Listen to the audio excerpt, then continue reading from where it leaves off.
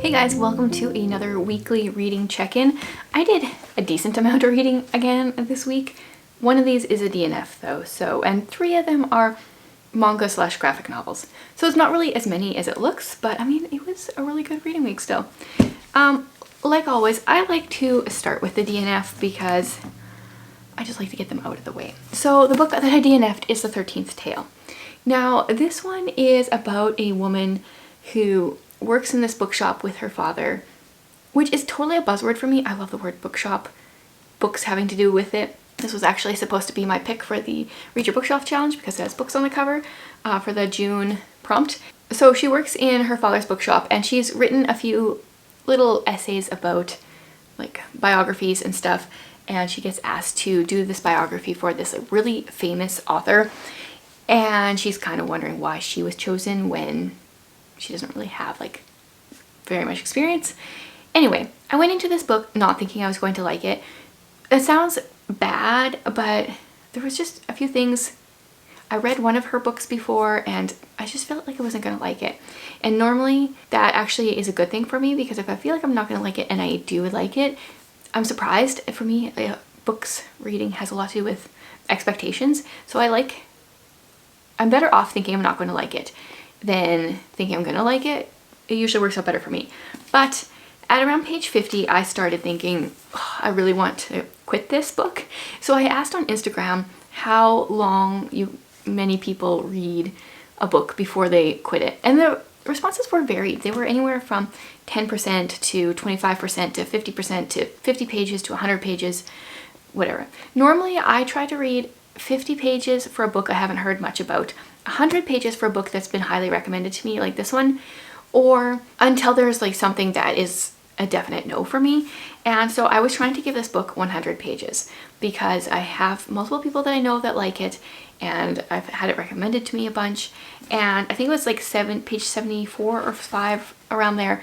There was a scene for me that was like a hard no. There was like a sexual content scene that that was definite end for me. But even before that scene, I was not a fan of this writing. Our main character, goes to the Yorkshire moors, and if you've been here at all, you know my love for England, the English countryside. I like the English countryside described well. I love the moors. I just want to live there. That's the only reason I love Wuthering Heights, because I feel like she described the moors so well. I felt like I was there, and it was so boring. The way she described it, it was terrible. I hated it.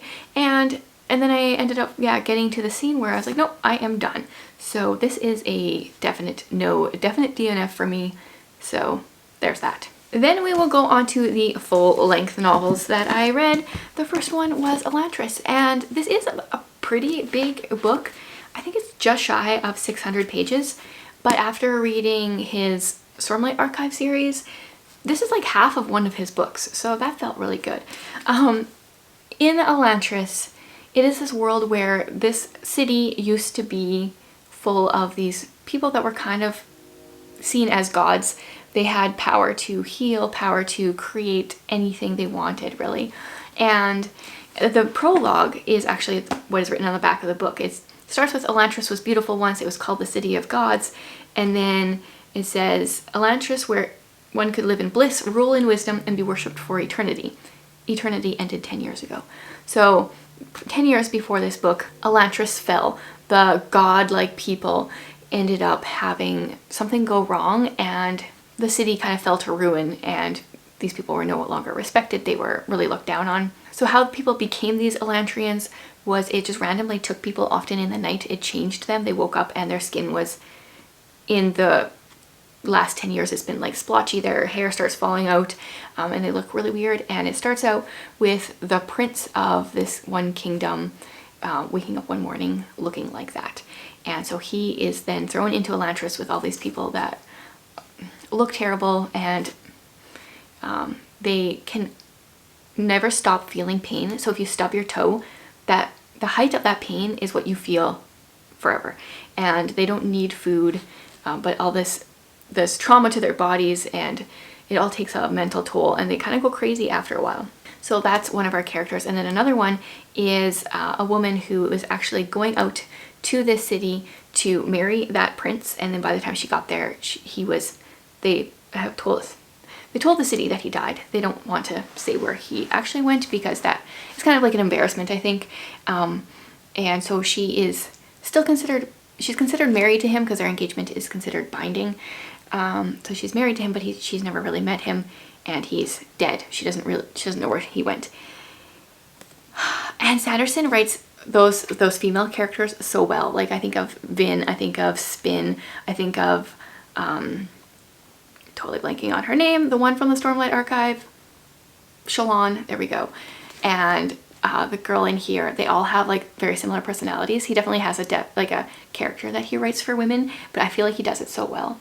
And I loved this book. This is going to go down as one of my favorite Sandersons, right up there with Warbreaker. I really liked that one as well. There were a few lines that I liked. It says, okay, so this is a man talking. It says, "Truth can never be defeated, even if people do forget about it occasionally." And that makes me think of the world that we live in today, where everyone can define their own truth, and that's not really how it is. You might forget what the truth is, but there really is a true truth. And then there was another one. Well, this isn't really a quote, but it's an idea of twisting the kind of like caste system. I like that, so I won't read it because it's not really a quote or anything in particular that I liked. But yes, I think I gave this one 5 stars, at least 4.5. Really, really enjoyed it. Then my other full-length novel is a middle grade. This is, the series is called The Missing. This book is called Found, and it is a middle grade science fiction where our main character is adopted. He knows he's adopted. He's got a sister who is a biological sibling to the parents, but not him. And then he's playing basketball in his yard with his friend. His friend is asking questions about adoption. And then the boy actually gets a letter that says, "Beware, you're one of the missing." And then he gets another letter that says, "They're coming to get you." And his friend also finds out that he's adopted. He's getting these same letters, and there's something very weird going on. The prologue starts out with us in an airport, and this woman it's her first day on the job, poor woman, and an unauthorized plane lands, and she goes to check it out, and there's no adults in the plane. All there is 36 seats filled with babies, and those babies got adopted out, and this book unfolds. I really enjoyed the book. I really enjoyed our main character, Jonah. He sometimes it feels like he's talking a little above his years, but then he also like thinks in his head, "Oh man, I'm quoting that adoption book, aren't I?" Or something. Like his parents read all the right adoption books, and he has read them or gleaned from their wisdom.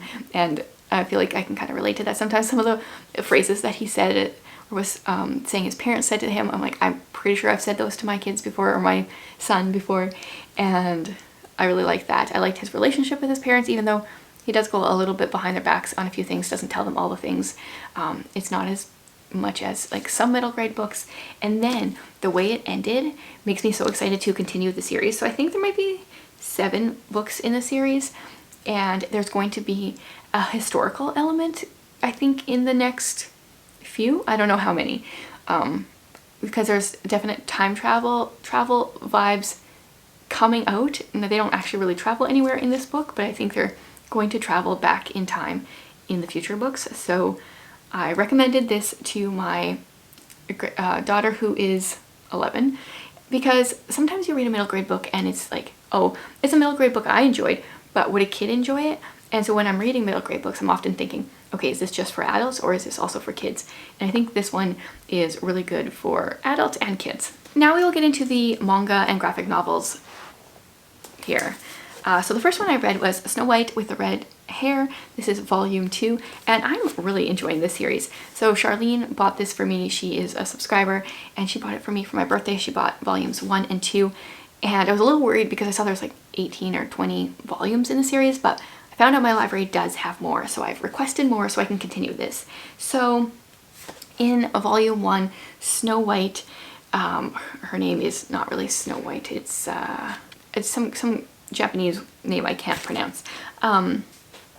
She was chosen to be the king or the prince's concubine because her hair is bright red, and that's so unique. But she fled to a different kingdom, and she ended up running into the second prince of that kingdom and kind of becoming his friend, and she wants to be a herbalist. And so this book has to do with kind of her using some of her herbalist knowledge and different things that happen. I don't know how much I can say about second volumes of books. Now my throat is really dry. But yeah, I really enjoyed this. Definitely plan on continuing this series. Then the next one was also a second book, and this is A Silent Voice. You guys, I gave volume 1 2 stars. I ranted about it a bit when I read it, and I did decide to go ahead and read volume 2. I'm gonna go grab a drink of water and then I will come back and tell you about it. Okay, I got some water. I don't know, suddenly my voice just kind of disappeared. A Silent Voice volume 2. Yes, so I wasn't planning on reading it originally because the first book has to do with this boy being so incredibly mean to this girl. She is deaf, and I think he ruined 8 individual hearing aids during one school year, and I don't think it was even a full school year. And the teachers like sat back and they knew he was being a bully, and they kind of were being bullies too. And I just wanted to strangle this kid so bad. He was driving me nuts. But I assumed I knew where the author was going and decided to try volume 2 because I figured he probably couldn't annoy me as much as he did in volume 1. And so we are jumping forward 5 years. Now they are 17, and he has kind of had his life ruined from how he treated her. He ends up having like really awful friends, actually ends up having no friends, and it really affected his life, how he treated her. And he decides at the beginning of this book, or prior to the beginning of the book, his plan on the day that this book starts is to kill himself. His life has turned out so terribly that that's what he's decided to do. But for some reason he runs into her. Some things are definitely lost in translation. I feel like with manga, it's not this book in particular, but all of them, every now and then I'm like, I kind of feel like I missed something. But if I just continue on long enough, I feel like I can fill in the gaps. I think it's a translation thing. So he ends up actually seeing her, and he randomly asks, he didn't even intend to, if they could be friends. And this story is, there's some other characters that get involved. And this volume, I give 5 stars compared to the 2 stars of volume 1.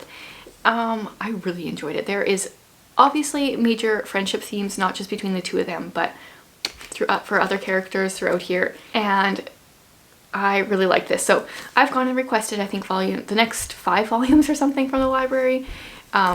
Yeah, definitely continuing that one. And then I read one graphic novel, and it is so cute. This is Garlic and the Vampire.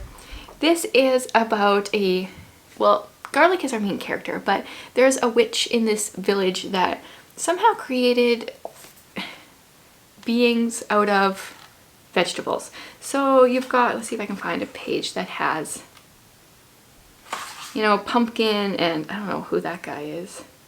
Got tomato, and you just got all your little vegetable people, and they harvest the vegetables for the witch and they sell them in a market. But one day they notice that this faraway castle that they can see is being occupied, and it's being occupied by a vampire. So they all vote for Garlic to go and deal with this because, vampires and garlic. And she's terrified. It's not really her personality, but she wants to help her community, and so she goes. And I don't know, this is just a really cute book. I really enjoyed it. I heard that this was on Book Outlet recently. I don't know if it still is, but I might see if I can grab it the next time I place an order from there. My daughter just read it last night as well and enjoyed it too. So there we go. That is a wrap up of all the books that I read in this last week. Let me know if you've read any of these, if you enjoyed them, and any suggestions on what you think I would enjoy based on what I read this week. Thanks for watching, guys.